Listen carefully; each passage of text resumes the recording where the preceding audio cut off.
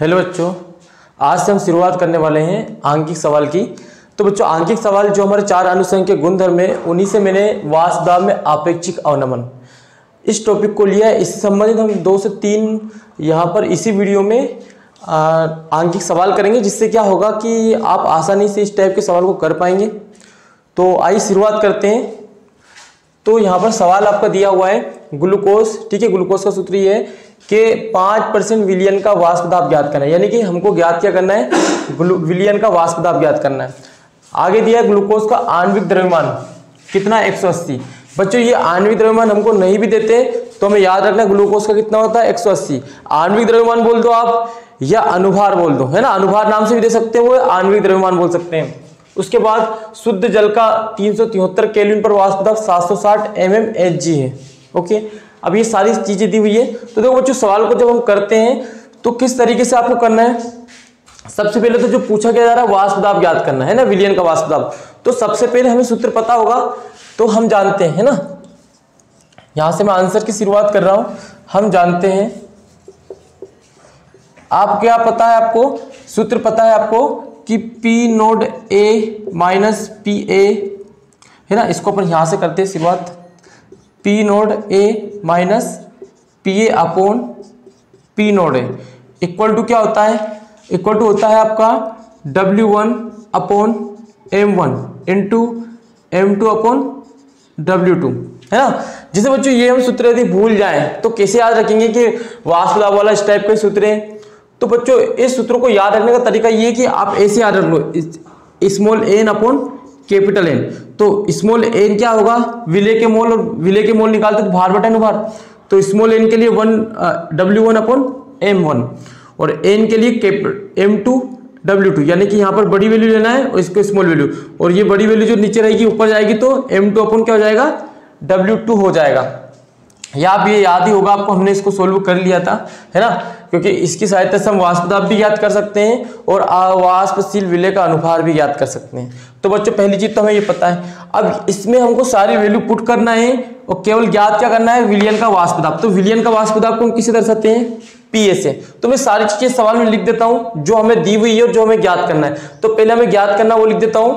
तो मुझे क्या ज्ञात करना है, मुझे ज्ञात करना है, बच्चों आप चाहे तो डायरेक्टली यूज कर सकते हैं, बट मैं थोड़ा समझाने के लिए आपको थोड़ा लेंथी कर लेते हैं। विलयन का वाष्पदाब, विलयन का वाष्पदाब क्या है, तो आपको पता होगा पीए होता है। क्या होता है, विलयन का वाष्पदाब को पीए से दर्शाते हैं। तो ये हमको क्या करना है, ज्ञात करना है।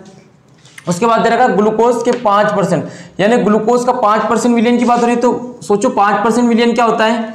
तो बच्चों देखो, ये जैसे मेरे पास क्या होता है, टोटल 100% होता है। कितना होता है विलयन, कितना, 100%। अब सोचो इसमें 5% यदि ग्लूकोज डाला हुआ है, क्या डाला हुआ है, 5% ग्लूकोज डाला हुआ है, तो विलय तो हो जाएगा 5%, मतलब 5 ग्राम, और विलायक हो जाएगा आपका 95, यानी कि विलायक कितना हो गया आपका, विलायक तो 95 हो जाएगा और विलय हो जाएगा 5 ग्राम, क्योंकि टोटल 100% विलयन दे रखा है। यहां दे रखा है ग्लूकोज के 5% विलयन, यानी ग्लूकोज का जो परसेंटेज कितना है, 5%। तो टोटल परसेंटेज जो प्रतिशतता आपने पढ़ी थी, वहां पर हमने बताया था कि परसेंट हमेशा 100 में से निकाला जाता है। तो 5% यदि यहाँ पर ग्लूकोज है तो 95% क्या होगा, विलायक होगा। विलायक ज्यादा होगा, विलय कम होता है। तो 2 चीज हमको यहाँ पे दिखाई दे रही है। तो मैं यहाँ पर लिख सकता हूं विलय की मात्रा, है ना, विलय की मात्रा। आप चाहो तो द्रव्यमान भी यूज कर सकते हो। विलय की मात्रा, विलय को किससे दर्शाते हैं हम, विलय के जो मोल होते हैं उसको किससे दर्शाया जाता है, विलय की मात्रा को W1 से। तो W1 का जो मान दे रखा है वो कितना दे रखा है, 5 ग्राम दे रखा है। कितना दे रखा है, 5 ग्राम दे रखा है। उसके बाद है विलायक, विलायक की मात्रा। अब विलायक को किससे दर्शाएंगे, W2 से। विलय होता है आपका W1 और विलायक होता है W2, है ना। इसमें 5% है तो एक तो W1 है, एक W2 है। तो विलायक की मात्रा कितनी है, तो ये 95, पता चल गया ना। 95 ग्राम कैसे आएगी, क्योंकि टोटल 100% होता है। तो यदि 5 ग्राम मेरे पास विलय की मात्रा है तो 95 ग्राम क्या होगा, विलायक की मात्रा। आगे बढ़ते हैं, ग्लूकोज का आणविक द्रव्यमान, यानी कि जो ग्लूकोज है इसमें विलय कौन है, इसमें विलय ग्लूकोज है। कौन है, ग्लूकोज। तो ग्लूकोज यानी कि विलय, यानी विलय का अनुभार हमारा होता है M1 और विलायक का क्या होता है, M2। तो बच्चों विलय तो आपका, विलय यहां लिख देता हूं मैं, विलय का अनुभार इस सवाल के हिसाब से मैं ये सारी वैल्यू निकाल रहा हूं। विलय का अनुभार जिसको हम m1 से दर्शाते हैं, विलय छोटा होता है m1 और विलायक का अनुभार m2 लेना है। तो विलय का अनुभार कितना दे रखा आपको, कितना दे रखा विलय का 180 दे रखा है, तो मैंने 180 यहां पर लिख दिया। फिर बात होती है विलायक की, विलायक का अनुभार। अब विलायक का अनुभार को m2 से दर्शाते हैं। जब हम वाष्पदाब में आपेक्षिक अवनमन के लिए जब इस सूत्र को ज्ञात करे थे, उस समय मैंने बोला था कि विलय W1 विलय W2 ग्राम विलायक में घुला हुआ है। तो विलय और विलायक का अनुभार हमने m1 m2 माना था, यानी विलय का अनुभार m1 और विलायक का m2। ये हमेशा यही मान के आपको चलना है जब इस टाइप का सवाल आएगा। तो अब यहाँ पर विलायक कौन है, तो बच्चों ध्यान से देखोगे तो यहाँ पर 5% विलयन बना हुआ है, ग्लूकोज का आणविक द्रव्यमान 180 है, शुद्ध जल यानी कि जल में घुला हुआ है। तो जल का कितना होता है अनुभार, 18 होता है। ये मैंने आपको पहले बता दिया। अब देखो आपको लगभग सारी वैल्यू मिल गई होगी। पी हमको ज्ञात करना, पी नोड ए और बात कर लेते हैं। तो ये क्या होता है, शुद्ध जल है ना, शुद्ध जल का यहाँ क्या रखा, शुद्ध जल का वाष्प दाब। तो शुद्ध जल का वाष्प दाब कितना है, देखो एक तो विलयन का वाष्प दाब होता है, शुद्ध जल का वाष्प दाब अलग होता है। तो शुद्ध जल का वाष्प दाब जब भी आता है जहां पे शुद्ध वर्ड आ जाए वहां पे पी नोड ए आपको लगा देना है। तो शुद्ध जल का वाष्प दाब कितना है, 760 है ना। ये इतने तापमान पर इतना दे रखा है। तापमान आपको कंफ्यूज करने के लिए दे सकते हो, तो हमको लिखना है 760। ओके, ये यूनिट है mmHg। अब बच्चों हमको जो सोल्व करना है, हमें पीए ज्ञात करना है। तो ये सारी की सारी वैल्यू मैं इसमें पुट कर दूंगा, तो हम आगे कर लेते हैं। आपको समझ में आसानी से आ जाएगा यदि आप फोकस करेंगे तो।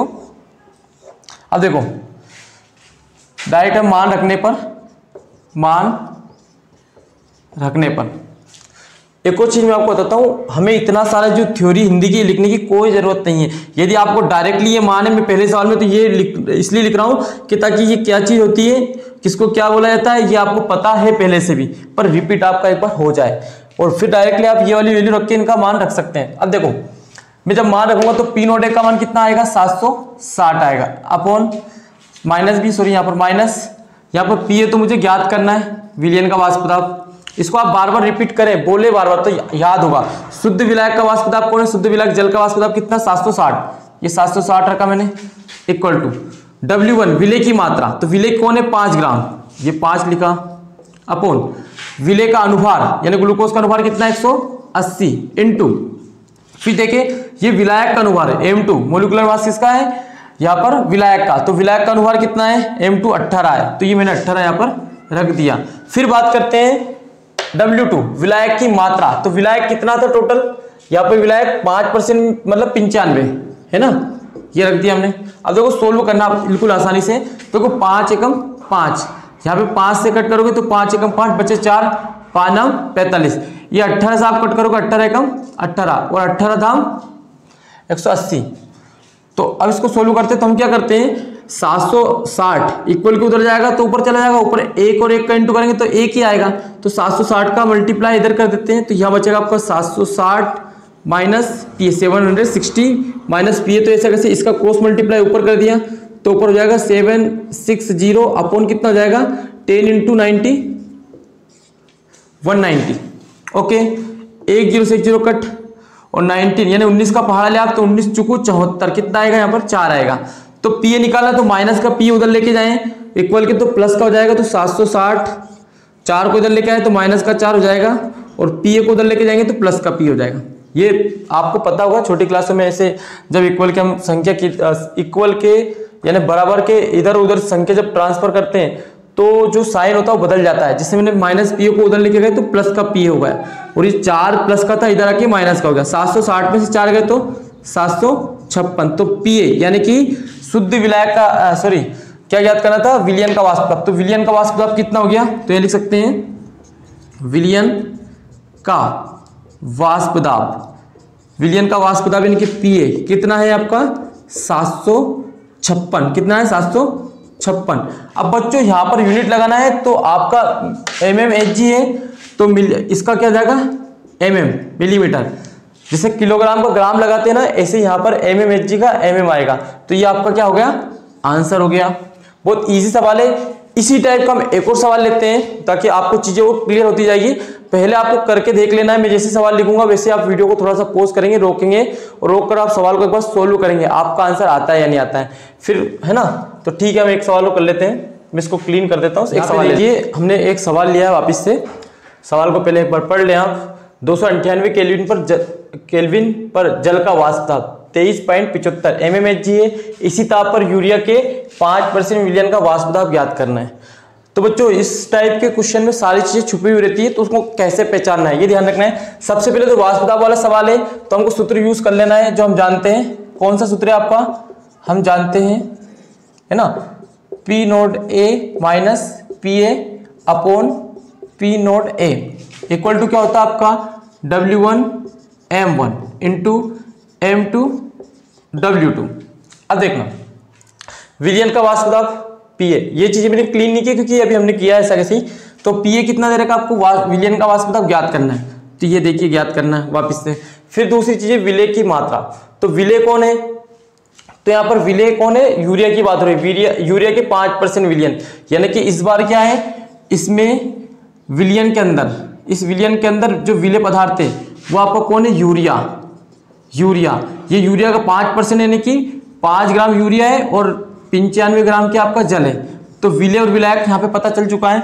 तो विलय की मात्रा हो गई आपकी 5 और विलायक की मात्रा हो गई 95। Okay clear. फिर आगे बात होती है विलय का अनुभार, यानी विलय कौन है, यूरिया का अनुभार। तो देखो यूरिया कौन होता है, NH2CO NH2। वैसे हमने निकाल लिया था इसके बारे में पहले, एक बार फिर मैं निकाल के अनुभार बताता हूँ आपको। नाइट्रोजन कितने नंबर पर आता है, परमाणु क्रमांक 7 और अनुभार कितना होता है इसका 14 होता है। प्लस हाइड्रोजन का परमाणु क्रमांक कितना है 1 और अनुभार कितना है इसका 1 ही होता है परमाणु भार। तो H 2 नंबर 2 हो जाएंगे टोटल। प्लस कार्बन का परमाणु क्रमांक 6 होता है लेकिन परमाणु भार कितना होता है 12। प्लस ऑक्सीजन का परमाणु क्रमांक 8 और परमाणु भार 16।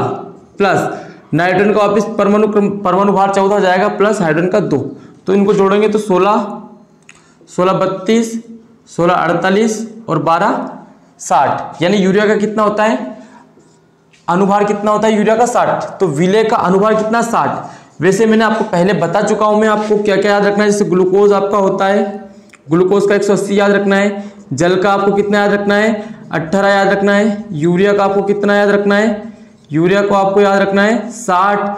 ऐसे आपको एक और बताया था मैंने आपको NaOH का आपको 40 याद रखना है।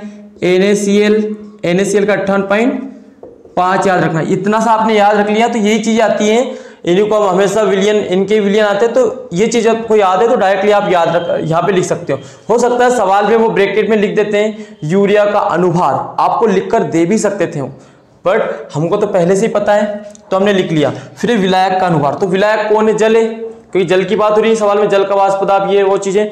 तो कितना हो रहा है, जल का 18 होता है अनुभार। फिर शुद्ध जल का वाष्प दाब, तो यहाँ पर जल का वाष्प दाब कितना दे रखा है, तो 298 केल्विन, जल का वाष्प दाब 23.75, तो मैंने लिख दिया 23.75। ठीक है बच्चों, अब इसको सोल्व करें जल्दी से, या तो आप रोक के कर ले, वैसे पहले ही रोक के कर लिया होगा आपने, उसके बाद साथ में मिलाना आपका आंसर सही आता है या नहीं आता है। मैं यहां पर करता हूं, हमको मान रखने सारे के सारे, तो मैं मान रख देता हूं। मान रखने पर जब सूत्र में हम मान रखेंगे तो देखना P नोट A कितना है आपका 23.75 माइनस PA हमको ज्ञात करना है, यह है विलियन का वाष्प दाब हमको ज्ञात करना है।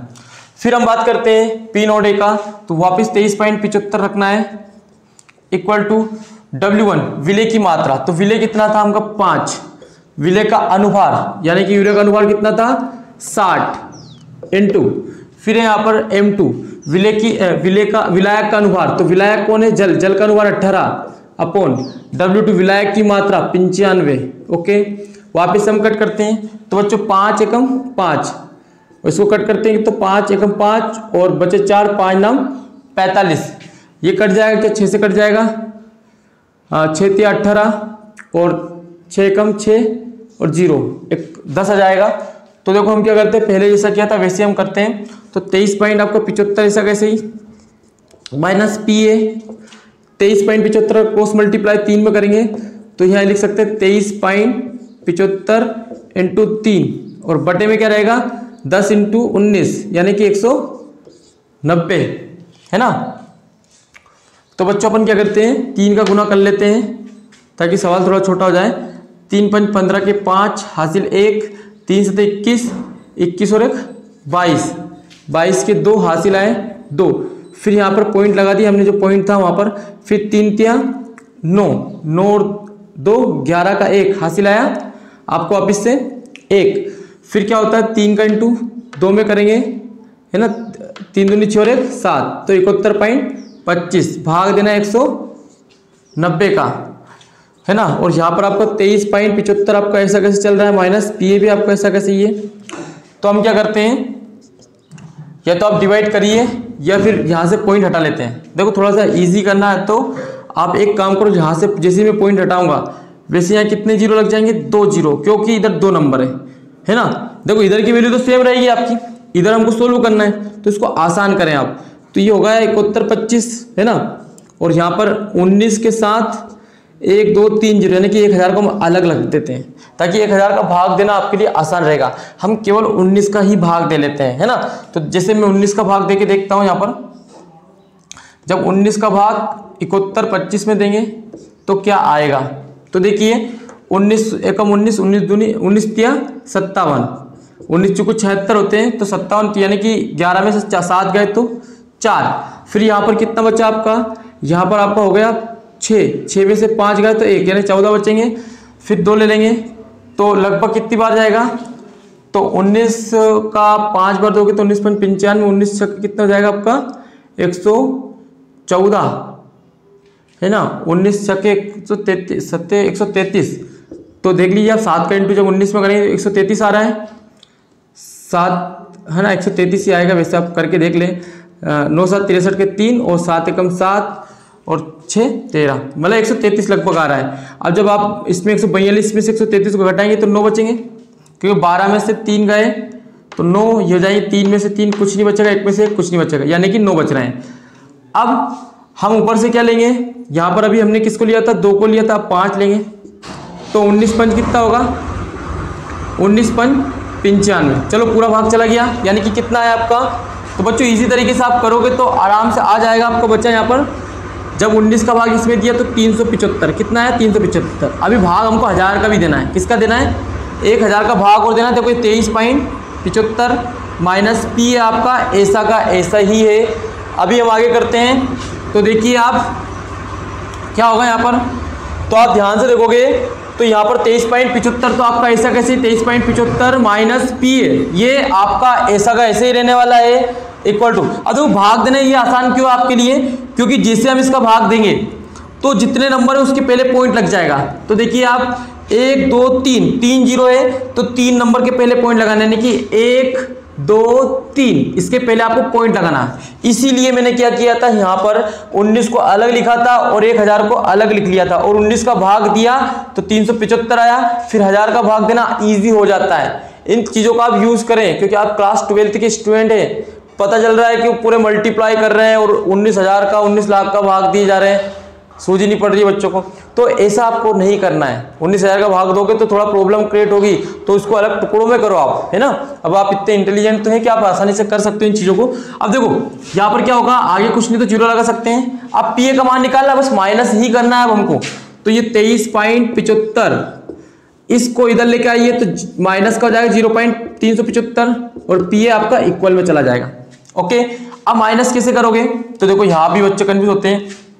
तो मुझे पी ए का मान निकालना है, मुझे 23.75 में से 0.375 माइनस करना, इस तरीके से आपको माइनस करना है। यानी कि यहाँ पर 23.75 पहले लिख लिया और इसको माइनस करना है। तो देखो यहाँ पर तो पॉइंट के इधर बराबर संख्या होना जरूरी है, लेकिन यहाँ पर 75 यहाँ 375 है तो इसमें कुछ नहीं होता, जीरो मान लिया जाता है। अब घटा दीजिए तो पी ए का मान आपको फिक्स मिल जाएगा। तो 10 में से 5 गए तो 5 बचा, फिर ये होगा 4 में से 7 गए तो यानी कि इधर से है ना, ये बचा आपका 4 यानी 14 में 7 गए तो 7, फिर बचे यहाँ पर 4 6 में से 3 गए तो 3 पॉइंट। फिर यहाँ पे देखिए यहाँ पर कितना बचेगा आपका 3 का 3 और 2 का 2, यानी आपका आंसर कितना आएगा 23.375 mm। ये आपका आंसर है।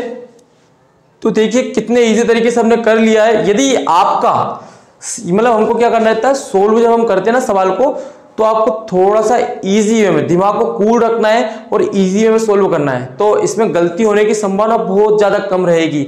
तो देखिए 2 सवाल हमने कर लिए। इस टाइप से कोई सा भी सवाल आप आ जाए मतलब आता है तो आप कर दोगे, है ना। तो ये वास्तव में आप भी चिकावना मन के हम 2 ही सवाल करेंगे। यदि एग्जाम में आएगा तो इनमें से आएगा या इस टाइप का ही सवाल आएगा।